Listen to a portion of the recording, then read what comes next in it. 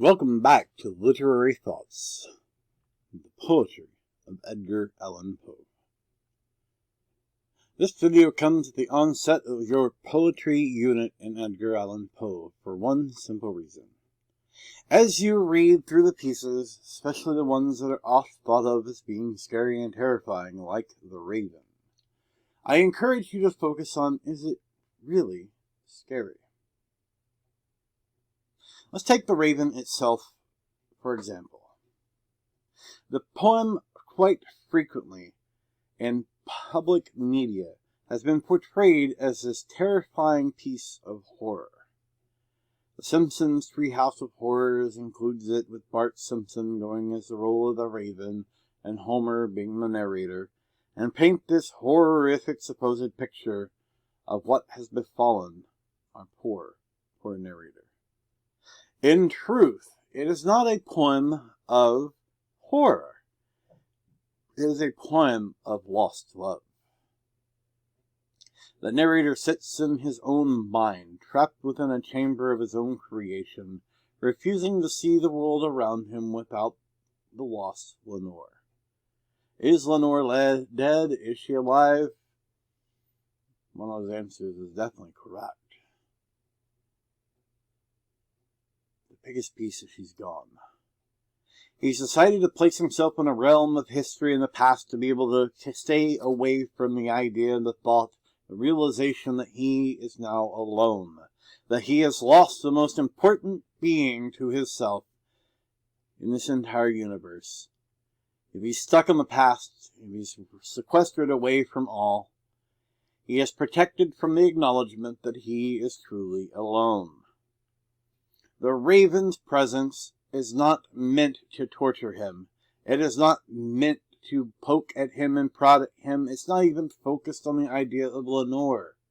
Its placement on the bust of Pallas above the chamber door suggests that the idea that the narrator remain in the past to ignore the pain of the present and move forward in the future is an idea that cannot and should not continue. And yet it does continue even at the end of this piece.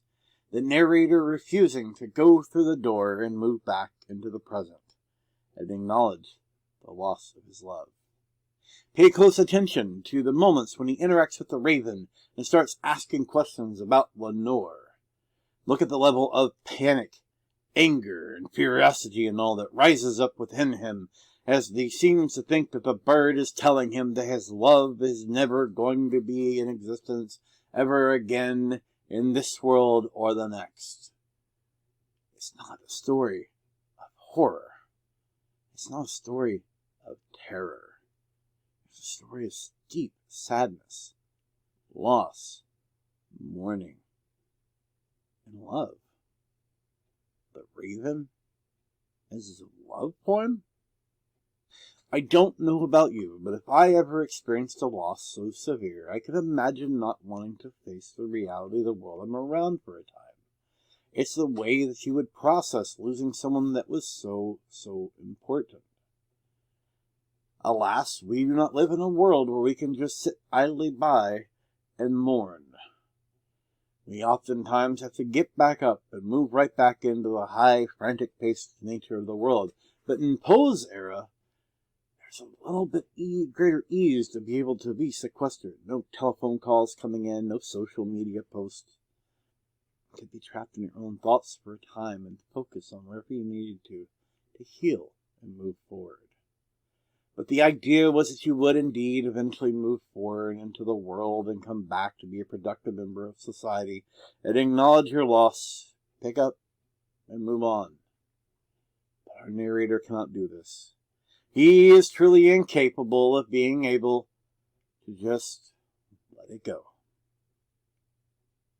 This is one of the many cases, as you will find with the readings that we have selected for this week, where Poe, the poetry wonder that he is, may not have done what you've been taught that he's done. Read the poems with open mind, open heart, and see what you find. Good reading.